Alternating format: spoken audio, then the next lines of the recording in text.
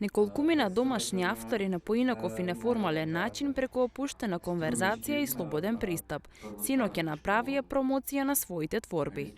Целта на настанот беше да се доближи творештвото поблиску до читателите и да се афирмира роднокрајното творештво.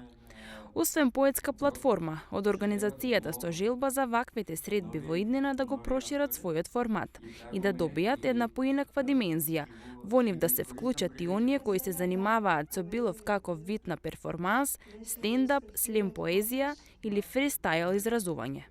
Досега роднокрајните поетски средби биле домаќини на над 50 локални автори и десетици етаблирани поети од Македонија и надвор од неа.